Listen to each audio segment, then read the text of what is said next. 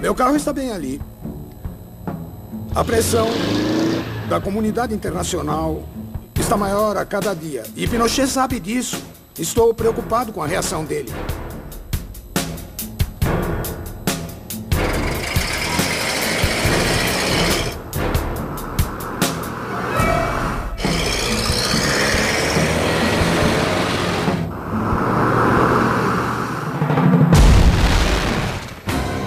O assassinato de Letelier, que também tirou a vida de Ronnie Carpen Moffett, uma jovem americana de 26 anos, foi o primeiro ato de terrorismo internacional na capital dos Estados Unidos da América, antes do ataque de 11 de setembro da Al-Qaeda.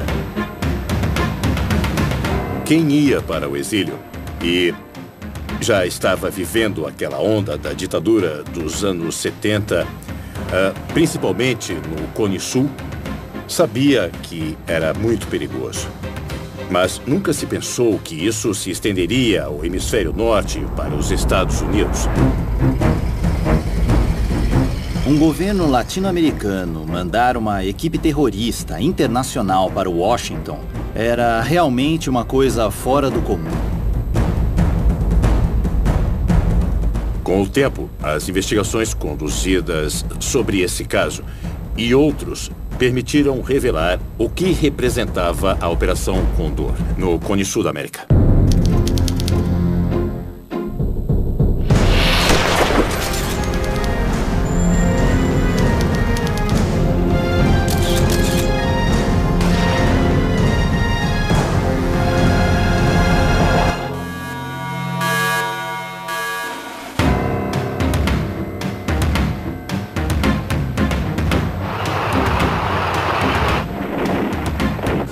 Guerra Fria.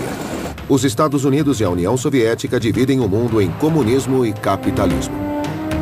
O restante dos países periféricos, dentro desse contexto maior da bipolaridade geopolítica, restavam a eles o quê? Barganha para ir qual dos lados se perfilhar. O governo dos Estados Unidos ficou chocado. Era uma percepção exagerada da força da União Soviética. Eles, obviamente, ajudaram Cuba em 1959, após a Revolução, mas não estavam presentes no restante da América Latina. Os Estados Unidos sempre tiveram um interesse grande pela América Latina, mesmo antes da Guerra Fria. Sempre foi considerada sua área de influência. O pessoal espalha depois a conversa de que a guerrilha foi para reagir aos governos militares. Exatamente ao contrário. Os governos militares surgiram em reação contra o perigo das guerrilhas que estava se espalhando por todo quanto é lugar.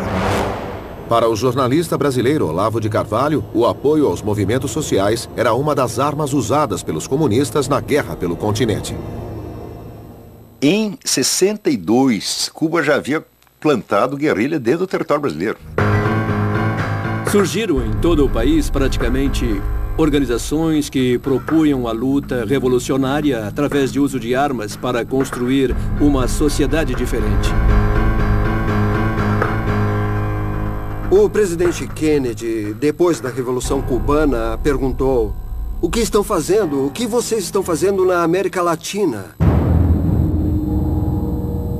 E a partir dessa pergunta, começa a nascer a Escola das Américas, que passa a ser chamada por esse nome. Criada originalmente em 1946 em Forte Amador, no Panamá, com o nome de Centro de Treinamento Latino-Americano, a Escola das Américas se transformou em um dos principais instrumentos da influência dos Estados Unidos na região. Ela começa a introduzir uma política muito mais militar, muito mais estratégica, muito mais refinada, e se cria a doutrina de segurança nacional.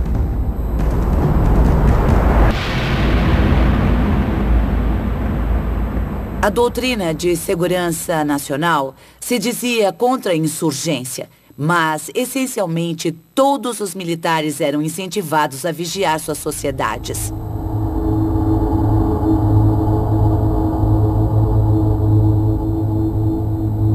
Se um sacerdote tinha ideias progressistas, comunista. Se um sindicalista tinha alguma ideia de justiça social ou de direitos humanos, Ele é comunista também. Esse era o outro lado da doutrina de segurança nacional. Os civis não eram considerados confiáveis. Os militares começaram a achar que eram os únicos que podiam garantir a segurança nacional. Em março de 1964, o presidente brasileiro João Goulart é deposto em um golpe de Estado. O golpe militar de 64, ele traz no seu bojo a doutrina de segurança nacional. E depois vai se expandindo por toda a região. Muita gente achava que os Estados Unidos eram os únicos com poder imperialista no hemisfério ocidental. Mas o Brasil era um império e, até certo ponto, também tinha poder imperialista. O regime militar brasileiro apoiava os regimes de direita ao seu redor e se opunha em segredo ou abertamente a qualquer governo progressista que pudesse chegar ao poder em países como Uruguai, Bolívia e Chile. Em 64, logo após o golpe, uma quantidade enorme de brasileiros vão buscar refúgio no Uruguai.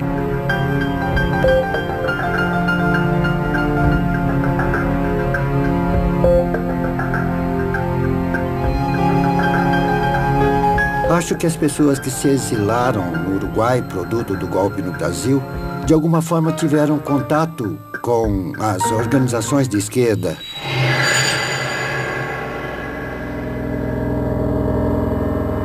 Inclusive, houve algum roubo de armas que tinham como destino o Brasil.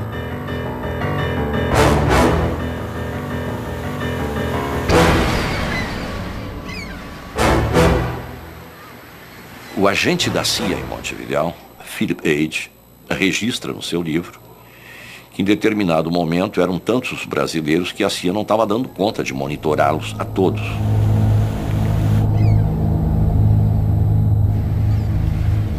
E pede reforço para a estação da CIA no Rio de Janeiro, que responde informando que irão mais 2 agentes da CIA. Um com status de embaixador, Pio Correia, e outro comandante militar. A Embaixada Brasileira em Montevidéu coloca em ação um experimento que muitos consideram o embrião da Operação Condor. O Manuel Pio Correia sempre foi um homem de confiança do regime. Ele sempre teve uma formação ligada, associada ao serviço de informação de inteligência brasileiro. Estando no Uruguai, se dedicou perfeitamente a essa atividade.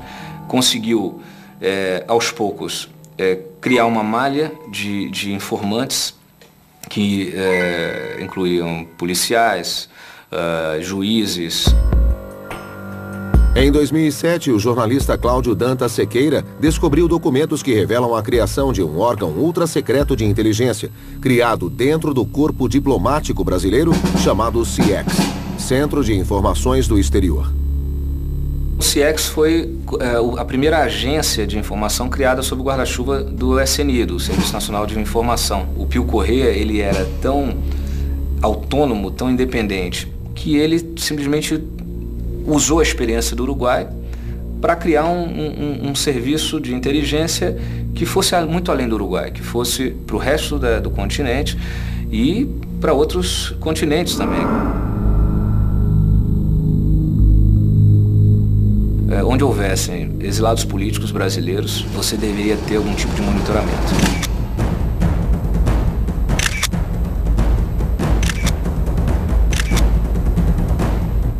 Pio Correia criou este clandestino aparelho e que resultou, por exemplo, na desaparição de vários brasileiros.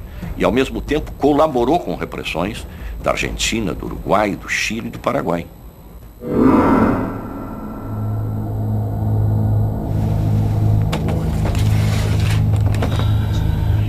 O guerrilheiro brasileiro Edmur Péricles Camargo, conhecido como Gauchão, vivia exilado no Chile. Bom dia. Bom dia. Coloque o cinto, por favor.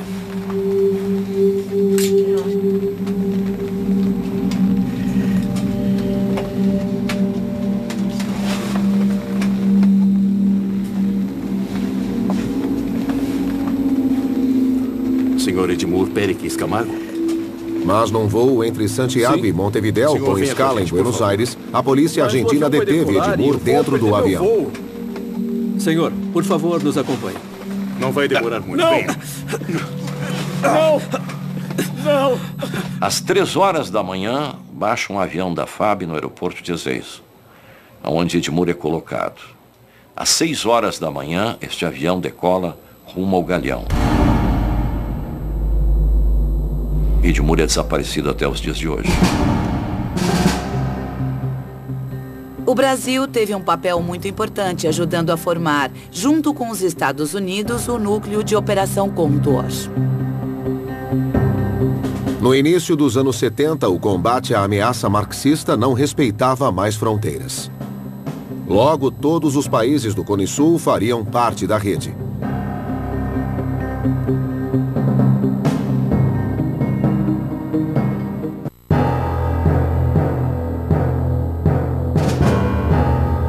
Em 1971, o general Hugo Banzer toma o poder na Bolívia. Em 1973, no Uruguai, o presidente civil Juan Maria Bordaberry, com o apoio das Forças Armadas, fecha o Senado e o Congresso Nacional.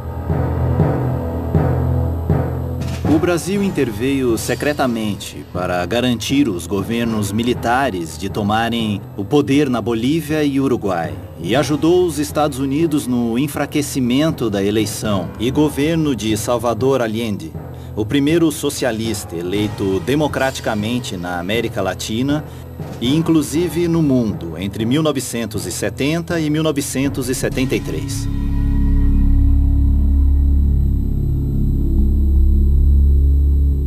Durante o governo do presidente Salvador Allende, o país viveu uma fase de grande polarização. As Forças Armadas, durante essa época, eu diria que eram como uma incógnita para grande parte da população, da opinião pública. O Chile vive um período de muitas greves e protestos. O comandante em chefe do exército, o general Carlos Prats, renuncia a seu cargo e é sucedido pelo general Augusto Pinochet. A saída do general Prats e a nomeação por parte de Allende de Augusto Pinochet como comandante em chefe do exército, que foi recomendado pelo general Carlos Prats ao sair, era também uma prova de que a autoridade máxima do exército estava, de certa forma, ligada ao governo do presidente Allende. E essa era a percepção geral. Enquanto o futuro do Chile entrava em sua fase decisiva, na Venezuela, os militares reunidos na 10ª Conferência dos Exércitos Americanos ouvem do representante brasileiro sobre a necessidade de cooperação entre as ditaduras da América do Sul para o combate à subversão. Muito obrigado. O inimigo é indefinido. Ele adapta-se a qualquer ambiente e usa de qualquer recurso, tanto lícito quanto ilícito, para atingir os seus objetivos. Inimigo este que para o Brasil continua sendo... Uma semana após essa reunião, o Chile também entraria para o Clube das Ditaduras. Pelo comunismo internacional. Las ametralladoras del tanque.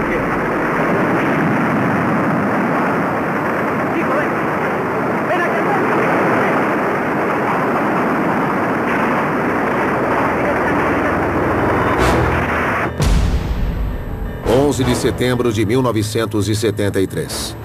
O Palácio de La Moneda, sede do governo chileno, é bombardeado e invadido pelas tropas do general Augusto Pinochet.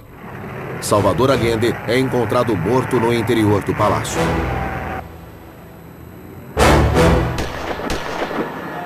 O golpe militar foi muito violento em vários aspectos. Em primeiro lugar, os chilenos estavam convencidos de que não podia haver um golpe no Chile, porque na história política do país, isso não era registrado já há muito tempo. O Chile era uma democracia muito sólida. Na verdade, só aconteceu esse golpe pela união de forças oligárquicas, pela pressão de metade da população e ainda pela intervenção de outros países. No dia do golpe, 11 de setembro de 73, a embaixada brasileira estava com todas as luzes acesas. E no seu interior, com uma taça de champanhe, o nosso embaixador saudava, dizendo: ganhamos. O terror toma conta de todo o país. Milhares de pessoas são detidas e submetidas a interrogatórios. A repressão transforma o Estádio Nacional num imenso centro de detenção. A estimativa é que nos primeiros meses do golpe, 18 mil pessoas de diversas nacionalidades ficaram presas ali. No Estádio Nacional havia tantos presos chilenos quanto estrangeiros. O Chile tinha recebido muita gente de países vizinhos durante o governo do presidente Allende. Principalmente do Brasil, mas também da Bolívia, do Uruguai, da Argentina e de alguns outros países. Naquele momento, no Chile, estavam mais de 5 mil brasileiros exilados. Quer dizer, havia uma presença de exilados brasileiros muito forte. Após o golpe no Chile, o Brasil ajudou Pinochet a se estabilizar e consolidar seu mandato, proporcionando ajuda econômica e treinamento militar secreto para o regime de Pinochet. Sabe-se que o nosso SNI foi quem colaborou fortemente na criação da polícia secreta chilena, a DINA.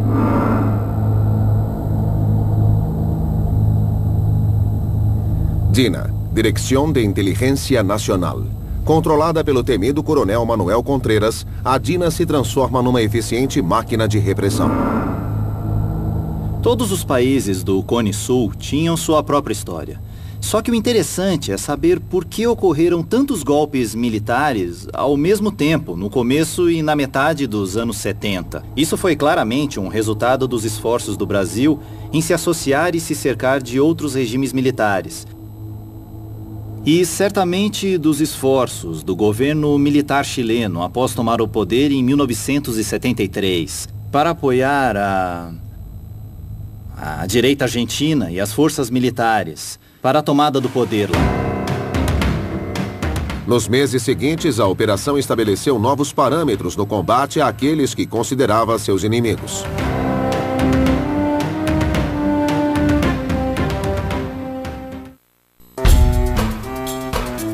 A Argentina, governada por Isabel Perón, é a última democracia que resta no Cone Sul.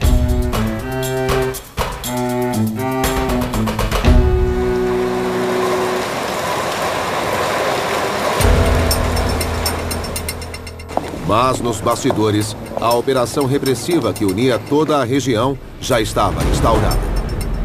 Devemos ter nas embaixadas um oficial membro das Forças Armadas ou da polícia, cuja função principal será garantir a coordenação com a polícia ou com o representante de segurança de cada país. O subchefe da polícia, Alberto Vilar, conhecido como fundador da maior organização de direita do país, a Aliança Anticomunista Argentina, ou AAA, se reúne em Buenos Aires com os chefes das polícias do Chile, Uruguai e Bolívia.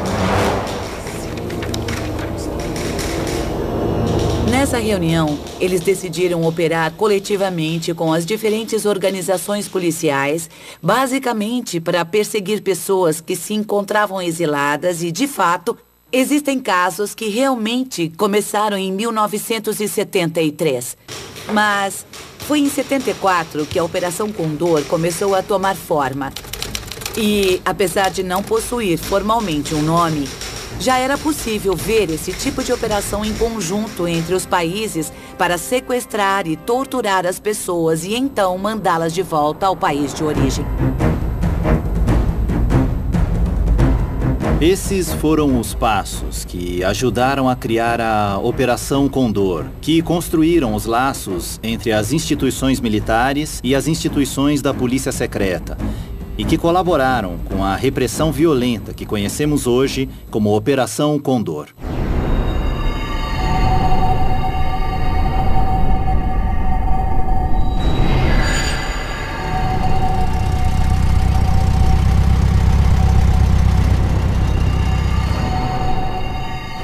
Aquele é o carro do Prats. O general chileno Carlos Prats, ex-comandante das Forças Armadas durante o governo de Salvador Allende, chega em casa. O general Carlos Prates era um general muito respeitado por outros militares. Ele vivia exilado com sua esposa na Argentina e falava abertamente sobre o fato de Augusto Pinochet ter usurpado o poder, decidido que seria o ditador do Chile e que os militares permaneceriam no poder. Em 1974, se havia uma pessoa que pudesse desafiar com credibilidade o poder ditatorial de Pinochet dentro do próprio exército, essa pessoa era o Carlos Prates. E por essa razão ele tinha que morrer. Quando ele entrar na garagem, aperte o botão. Vai, rápido, vai. Anda logo. Daqui que eu aperto.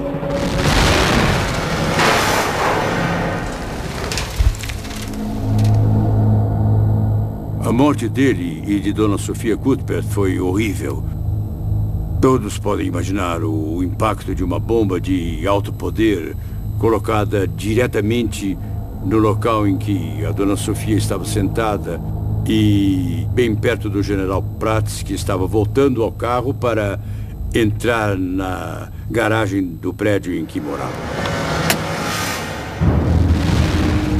Podemos determinar com certeza que foi planejado, comandado e executado por agentes da Direção da Inteligência Nacional, ou DINA, a polícia secreta de Augusto Pinochet durante a ditadura militar.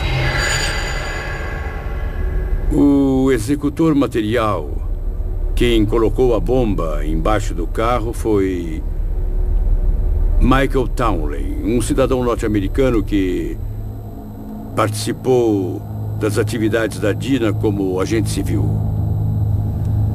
O atentado ao general Carlos Prats foi a primeira ação da DINA com participação direta do norte-americano residente no Chile, Michael Townley. Ele se tornaria, com o passar dos anos, um dos principais operadores da Operação Condor. Michael Townley era cidadão americano, um neofascista, filho de um executivo da Ford Motors, que tinha se mudado para o Chile quando Townley era jovem. Townley cresceu, se tornou especialista em eletrônica e se uniu ao grupo neofascista Pátria e Liberdade, com o intuito de desestabilizar a eleição de Salvador Allende em 1970. De acordo com registros que vieram a público, ele ofereceu seus serviços para a CIA e era relacionado com a embaixada norte-americana. Além de Townley, o assassinato do general Prats expõe as atividades de um dos principais agentes da DINA na Argentina. Townley trabalhou com Arancibia Clavel, que era outro chileno.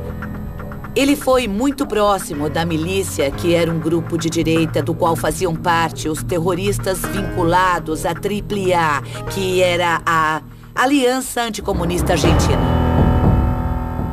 Recrutados dentro da extrema-direita chilena, Michael Townley e Arancibia Clavel são peças importantes na rede de contatos que a DINA estabelece com grupos de extrema-direita na América Latina, nos Estados Unidos e na Europa. A DINA tinha contatos com fascistas europeus de organizações como a Nova Ordem. Stefano Delli Chiai também foi para Santiago para tentar estreitar relações com a DINA. Alguns grupos neofascistas se estabeleceram em países como Bolívia e Argentina. Eles colaboravam com regimes militares desses lugares. Havia ex-nazistas que ajudaram o regime de Pinochet e o regime argentino. Além disso, a polícia secreta do Chile se aproveitou dos talentos de exilados cubanos que haviam sido treinados pela CIA no início dos anos 1960 e que depois acharam que a agência não era suficientemente anticomunista e estavam em Santiago do Chile para tornar Pinochet um novo defensor da violência anticastrista. Com uma estrutura de colaboradores distribuídos pelo mundo, os serviços de inteligência do Chile se preparam para ações cada vez mais ousadas.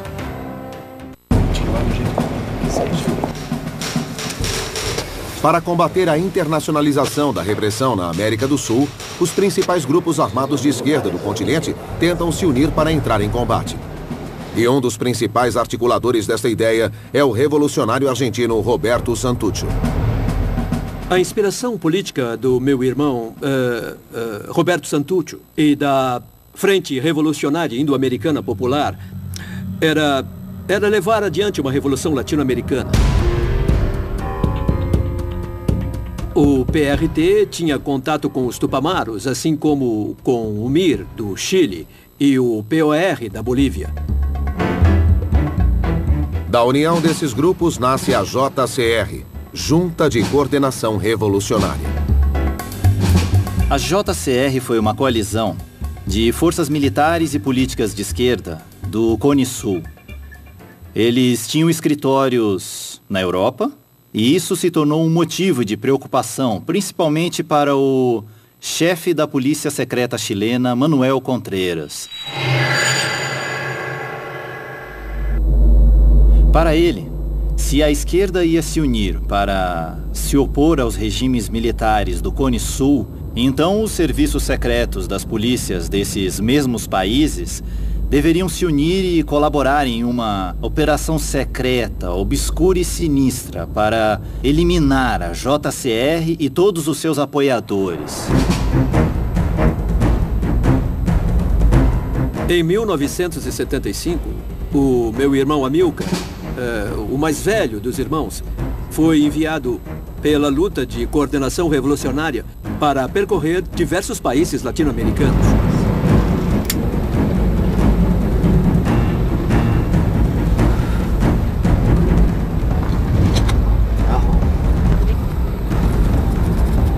Amilcar Santuccio viaja ao lado de Jorge Isaac Fuentes Alarcón, um dos líderes do movimento da esquerda revolucionária do Chile e articulador da JCR.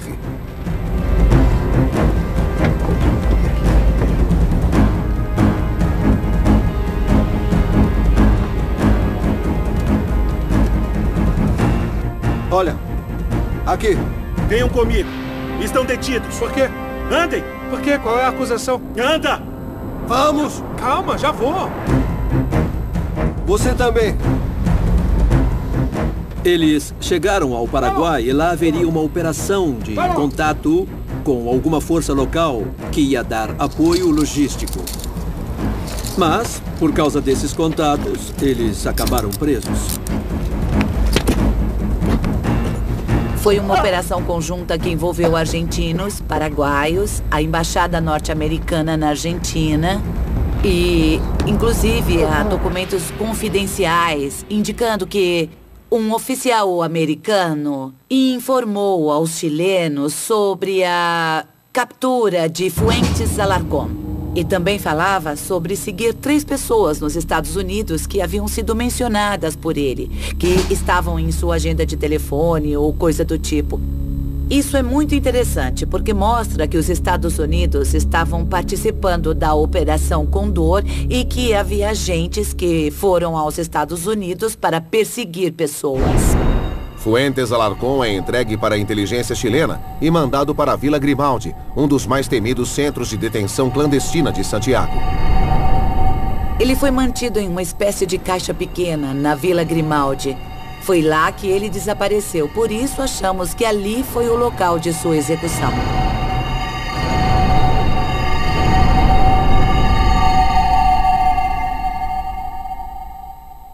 Após ter sido preso no Paraguai, Amilcar Santuccio foi dado como desaparecido.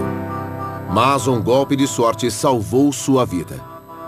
Outro preso político detido em Assunção na mesma época, o professor paraguaio Martim Almada, se lembra do período de Santuccio. Aquilo era chamado de Sepulcro dos Vivos. Foi onde o Comitê Central do Partido Comunista Paraguaio ficou preso. 10 anos, 15 anos, 20 anos.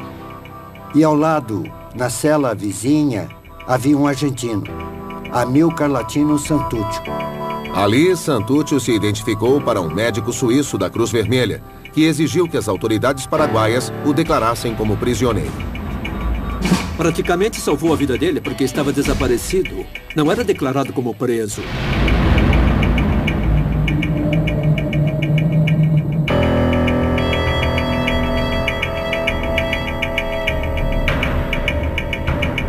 O professor Martim Almada foi detido pela polícia do general Alfredo Stroessner imediatamente após retornar de um período de estudos na Argentina.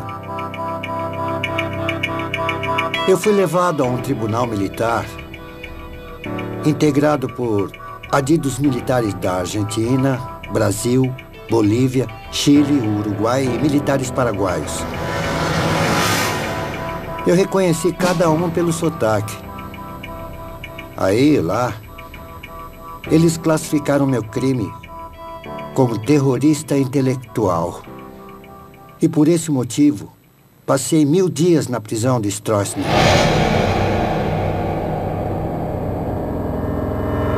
Com a operação fortemente estabelecida no Cone Sul, agora seus agentes se preparam para ações do outro lado do Oceano Atlântico.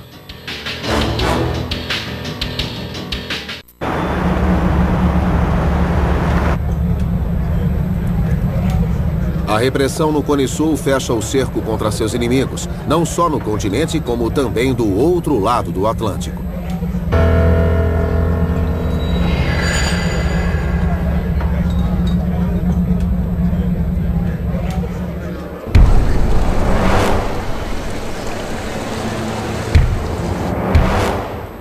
O democrata cristão chileno Bernardo Leighton é um dos opositores mais ativos contra o regime do ditador Augusto Pinochet.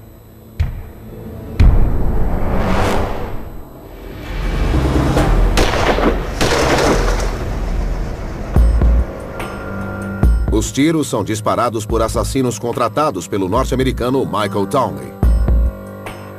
Ele e a esposa foram atacados na rua, baleados e dados como mortos. Entretanto, sobreviveram com sequelas muito graves. Então, esse foi um caso de assassinato mal sucedido da Operação Condor, mas serviu para silenciar quem criticava abertamente o regime de Pinochet. O atentado em Roma é a prova de que as garras da repressão estavam preparadas para atingir qualquer um, em qualquer parte do mundo.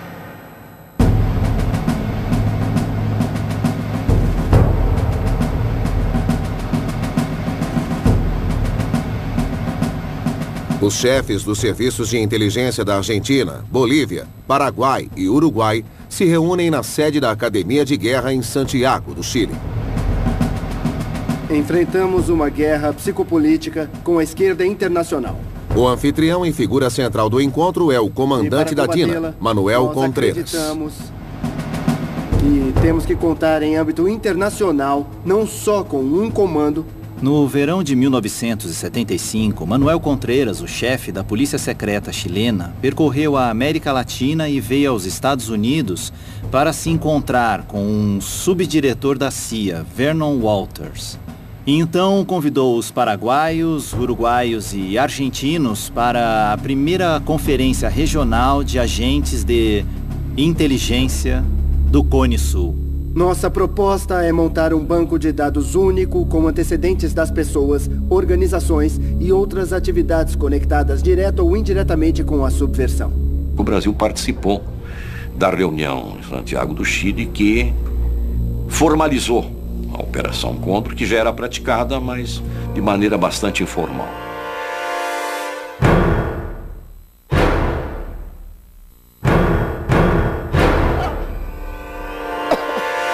Eu acho importante frisar que isso não surgiu do nada na cabeça do Contreras. Era algo que já vinha acontecendo. O que ele propôs foi formalizar, institucionalizar e modernizar o sistema. O encontro oficializa o Acordo de Cooperação Internacional, conhecido como Operação Condor. Temos um documento que demonstra indícios de que a CIA e o Departamento de Defesa ofereceram um tipo de centro de comunicação para Condor. Numa operação como essa, se exige que tenhamos canais de comunicação muito bem estabelecidos. Como é que vamos fazer isso, coronel? Precisamos de um sistema de comunicação moderno e ágil que permita cumprir com as... Mas também temos documentos que mostram que o Brasil forneceu o sistema de comunicação que foi chamado de Condortel.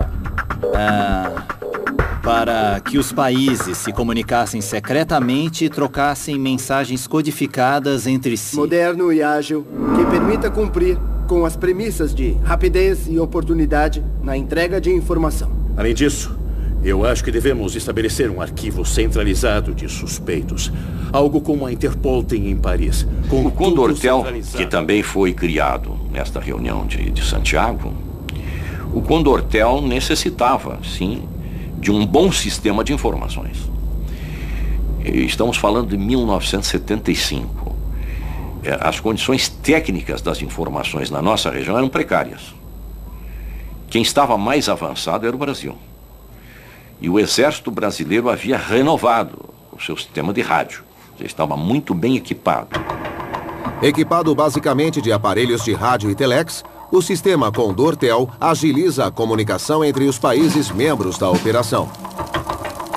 O Chile era o Condor 1, a Argentina era o Condor 2, o Uruguai era a Condor 3 e em algum momento o Brasil se tornou o Condor 5 ou Condor 6.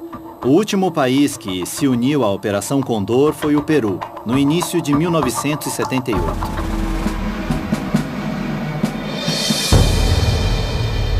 Provavelmente, a maior prova do apoio dos Estados Unidos tenha sido um documento que eu descobri, um relatório escrito em 1978, falando sobre o sistema de comunicação interamericano dos Estados Unidos no Canal do Panamá, que era basicamente uma rede de comunicação interamericana que permitia aos Estados Unidos se comunicar com todos os militares de uma forma segura e então isso foi aplicado na Operação Condor.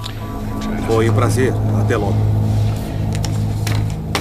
Bom, senhores, só para finalizar, eu quero fazer uma sugestão e, ao mesmo tempo, uma homenagem.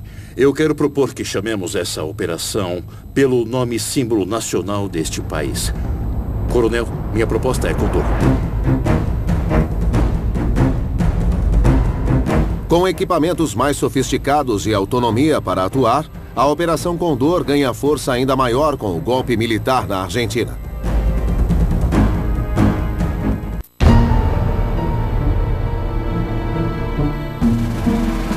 Em março de 1976, um golpe na Argentina completa o cenário dos regimes militares no Cone Sul.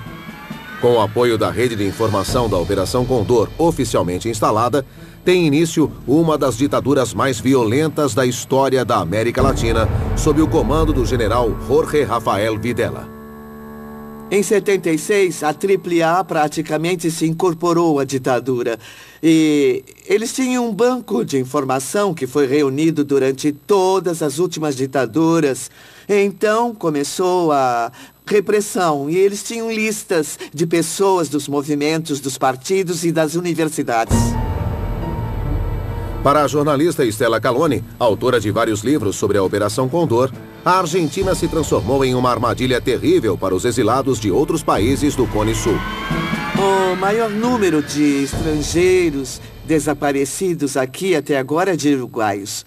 Mas aquilo virou uma armadilha para os brasileiros e também para todos os exilados que estavam no país. Os uruguaios não eram só perseguidos dentro das diretrizes da Operação Condor. As diretrizes eram precisas, eram personalidades muito importantes, líderes.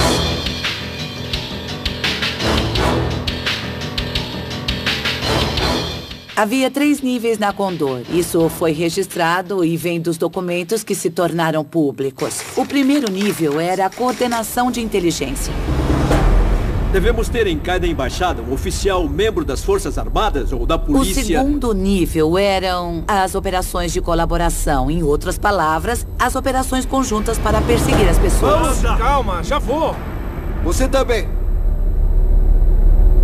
Com todos os países do Cone Sul vivendo sob regimes militares, os membros da Operação Condor colocam em prática sua fase mais ousada.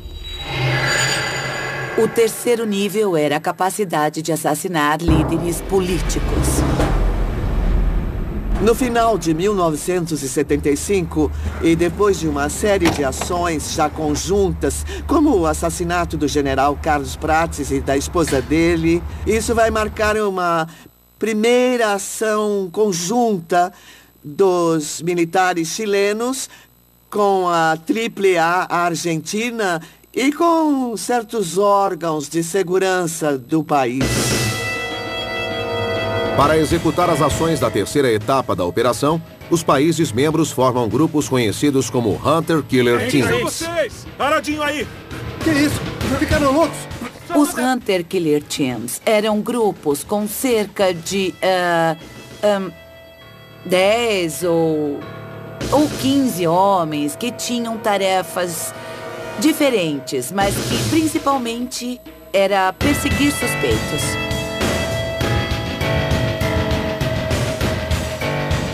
Eles vigiavam as pessoas, localizavam, identificavam e então sequestravam ou assassinavam, dependendo do caso. Ou seja, em suma, os Hunter Killer Teams poderiam ser classificados como esquadrões da morte. Meu carro está bem ali.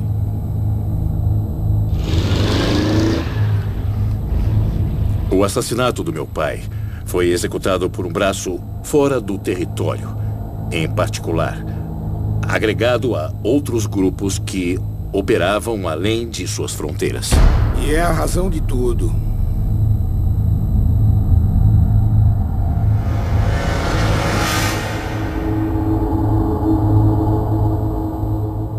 Quando a CIA comunicou ao escritório de Henry Kissinger, em 1976, que os chilenos, uruguaios e argentinos estavam mandando equipes secretas de assassinos para países como França, Portugal e Itália, e até para os Estados Unidos para assassinar seus opositores, usando franco-atiradores, bombas, garrafas de veneno, etc., Washington ficou com um pé atrás.